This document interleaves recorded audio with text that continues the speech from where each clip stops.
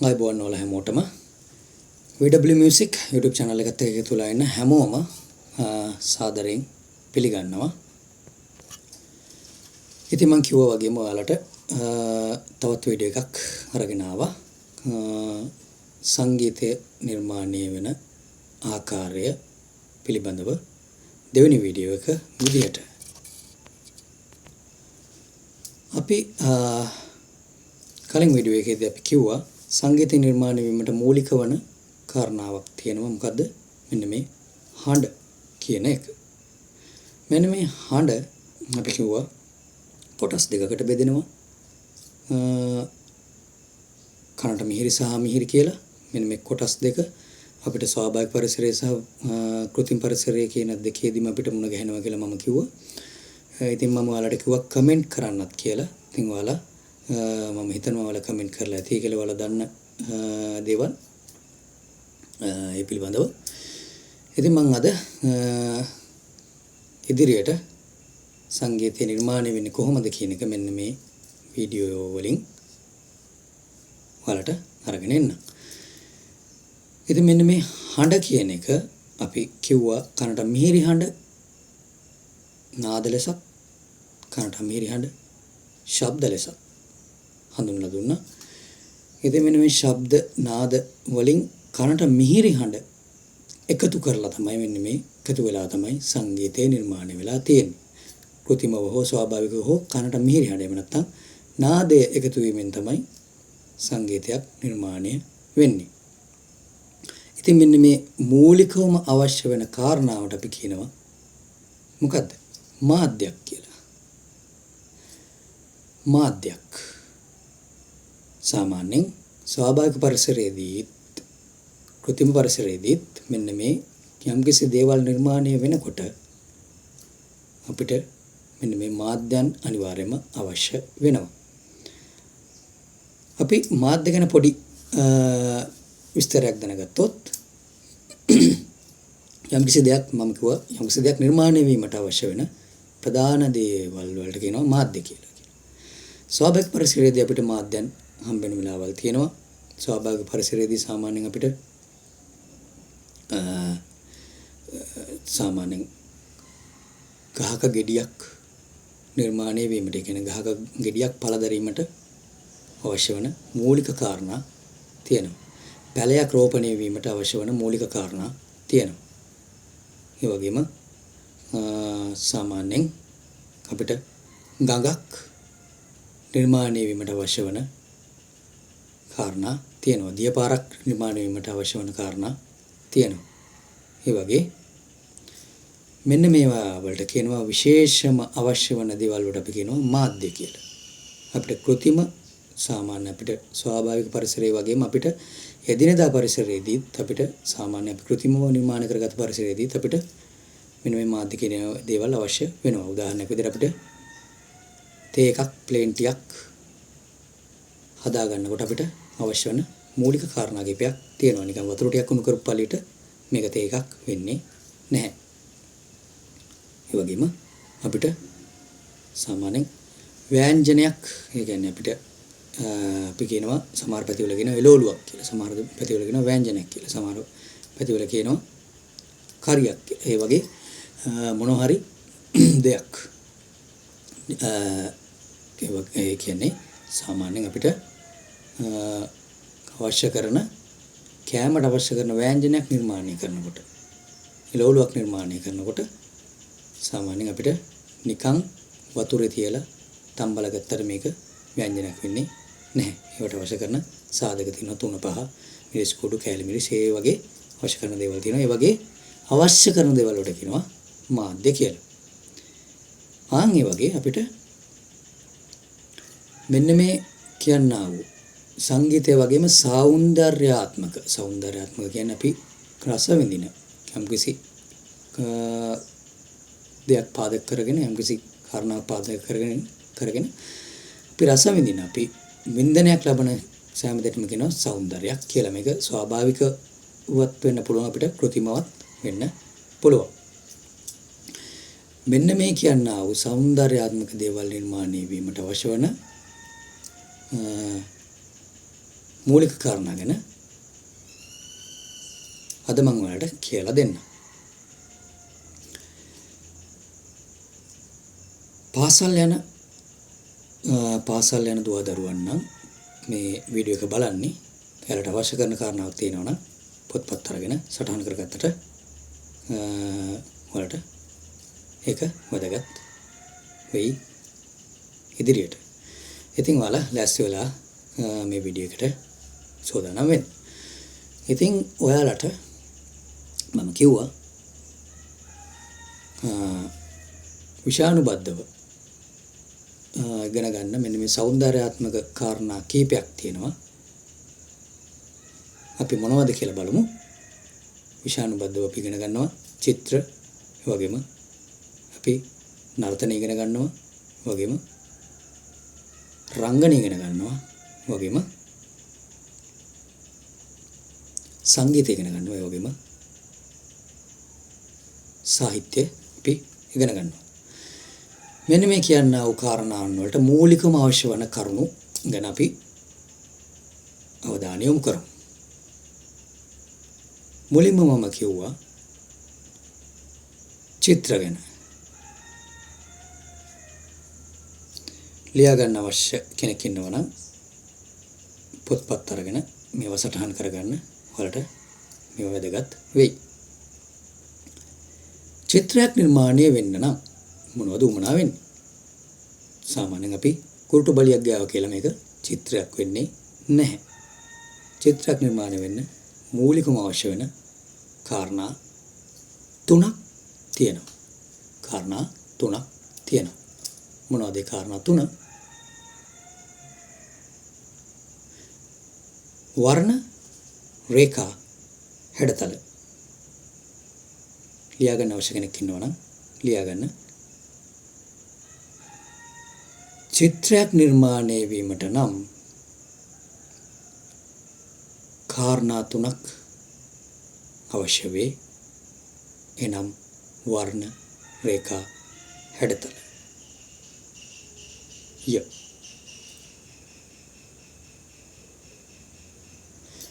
ඉතින් මෙන්න මේ වර්ණ, රේඛා, හැඩතල කියන තුන එකතු වුණාට පස්සේ තමයි චිත්‍රයක් අපිට හරියටම හැට දකින්නට ලැබෙන්නේ. කුරුටු බලියක් ඇඳ බලියට අපිට මේක චිත්‍රයක් වෙන්නේ නැහැ. ඉතින් එහෙනම්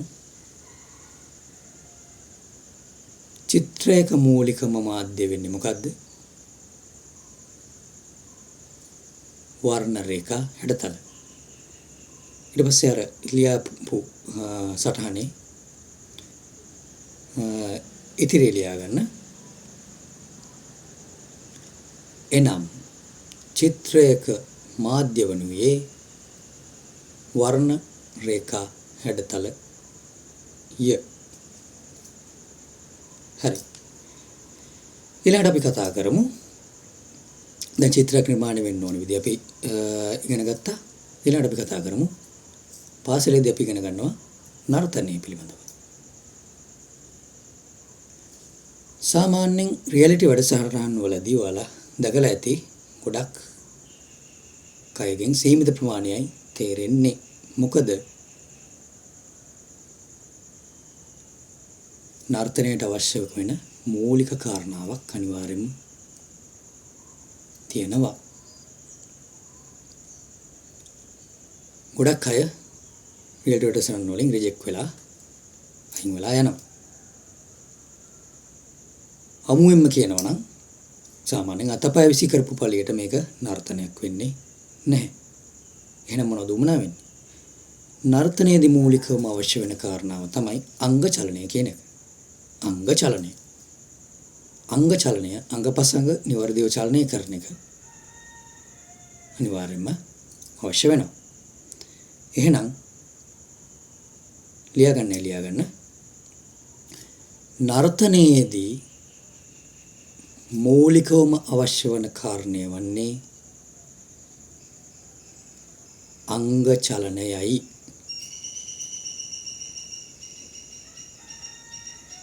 එහෙනම් අංග චලනය කියන එක අනිවාර්යයෙන්ම අවශ්‍ය වෙනවා නර්තනයක් නිර්මාණය වීමට.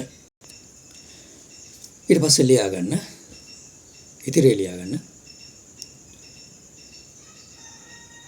එනම් නර්තනයේ මාධ්‍ය වනුයේ අංග චලනයයි. හරි.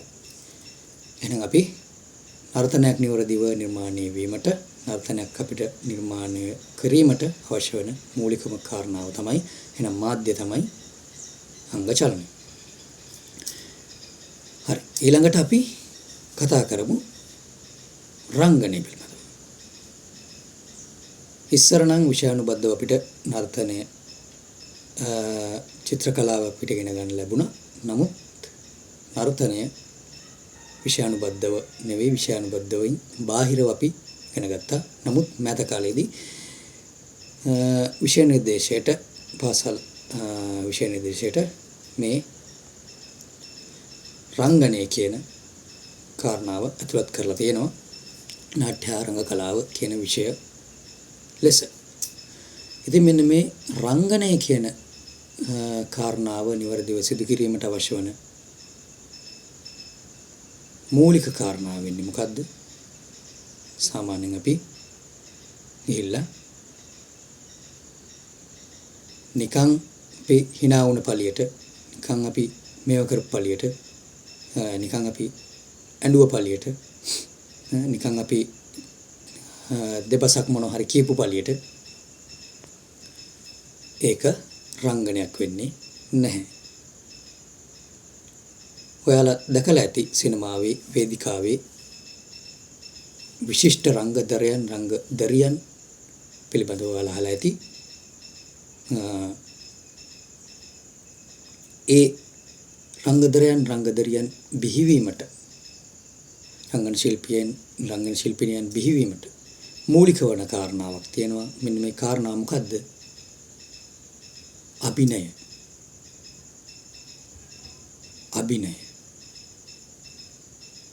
අපි කියනවා චරිතයට ආරූඪ වෙනවා කියලා. ඒ විදිහට චරිතයට ආරූඪ වුණු අතීතයේ අපිට ශ්‍රී ලාංකික රංගන කලාවේ රංගන ශාස්ත්‍රයේ අපිට මුණ ගැහෙන විශිෂ්ට දවන්තයන් ඉන්නවා.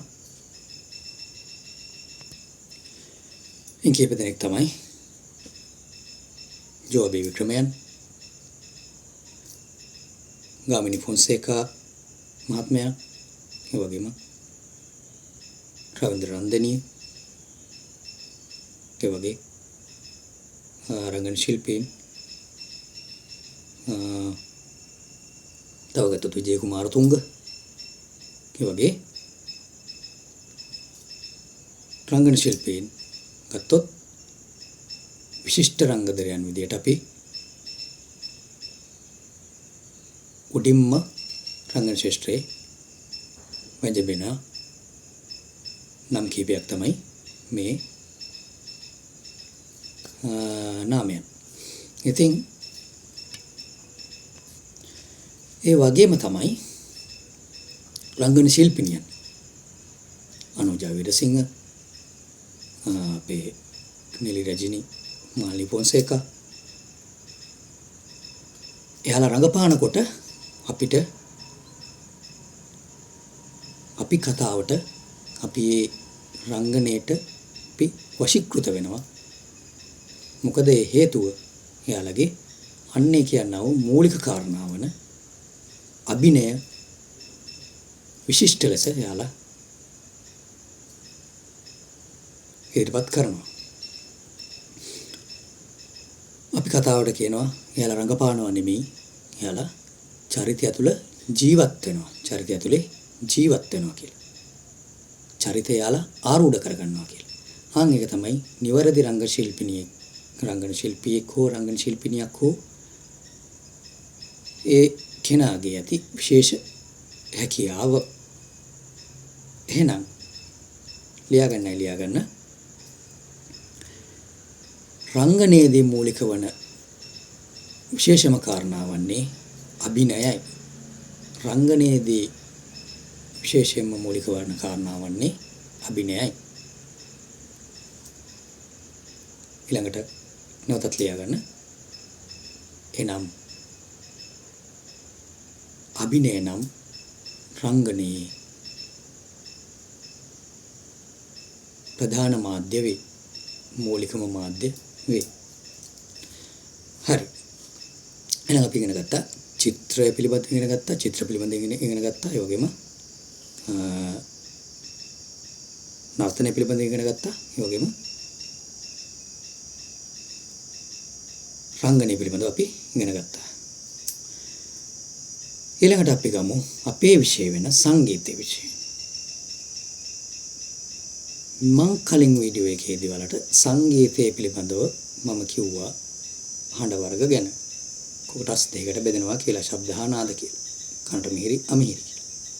මෙන්න මේ ශබ්ද අපි පැත්තකින් තියලා නාද කියන එක එකතු කරලා තමයි සංගීතය නිර්මාණය වෙලා තියෙන්නේ කියලා මම ඔයාලට මුලින් සඳහන් කළා. එහෙනම් මෙන්න මේ නාදය නිසාවෙන් තමයි සංගීතය නිර්මාණය වෙන්නේ. එහෙනම් නාදය තමයි මූලිකම සාධකය වෙන්නේ සංගීතයේ. එහෙනම් ලියා ගන්න. සංගීතයේදී මූලික වන කාරණාවන්නේ නාදයයි. සංගීතය නිර්මාණය වීමට මූලික වන කාරණාවන්නේ නාදයයි. ඊළඟට ලියා ගන්න. එනම් නාදය නම් සංගීතයේ මූලික මාධ්‍ය වේ. හරි. එහෙනම් අපි සංගීතය ගැනත් අපි මාධ්‍ය ගැන පිටකෙටි හඳුනා ගැනීමක් සිදු කරගත්තා. ඊළඟට අපිට අවශ්‍ය වෙන අනිත් විෂයානුබද්ධ කාරණා වන්නේ සාහිත්‍යය. මෙන්න මේ සාහිත්‍ය නිර්මාණය කරනකොටත් අවශ්‍ය වෙන ප්‍රධාන කාරණාවක් තියෙනවා.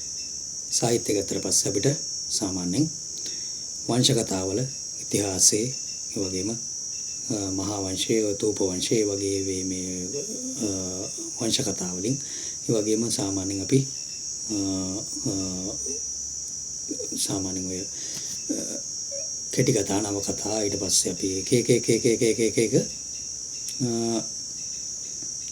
සාහිත්‍ය කෘති තියෙනවා. ඒ වගේම අටුවා ටීකා ඒ වගේ දේවල් වලින් අපි සාහිත්‍ය ඉගෙන ගන්නවා. මෙන්න මේ සාහිත්‍යයට මූලික වන කාරණාවක්, අනිවාර්ය වෙන කාරණාවක් තියෙනවා. අනිත් ඒවා වගේම මොකක්ද ඒ කාරණාව? සාහිත්‍යයට මූලික වන කාරණාව තමයි භාෂාව. භාෂාව තමයි මූලිකවම සාධක වන්නේ සාහිත්‍ය නිර්මාණය වීමට. එහෙනම් ලියා ගන්න. සාහිත්‍ය නිර්මාණය වීමේදී මූලික වන කාරණාවන්නේ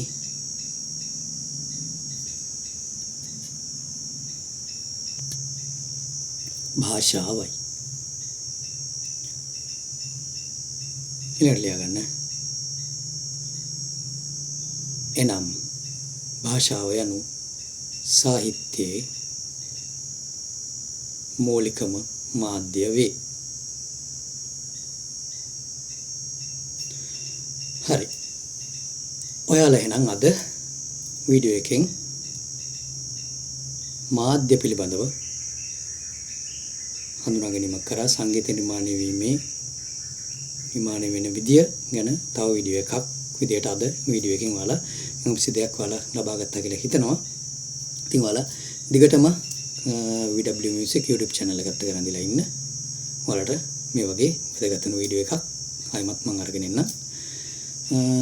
ඉතින් ඔයාලට ජය වේවා, පරිස්සමින් ඉන්න, සතුටින් ඉන්න, ඒ වගේම සහයෝගයෙන් කටයුතු කරන්න. ඒ වගේම සෞඛ්‍ය සම්පන්නව සෞඛ්‍ය ගැන හිතන්න, ඒ දේවල් ගැන හිතන්න අනිවාර්යයෙන්ම ඔයාලට ජය වේවා කියලා ප්‍රාර්ථනා කරනවා.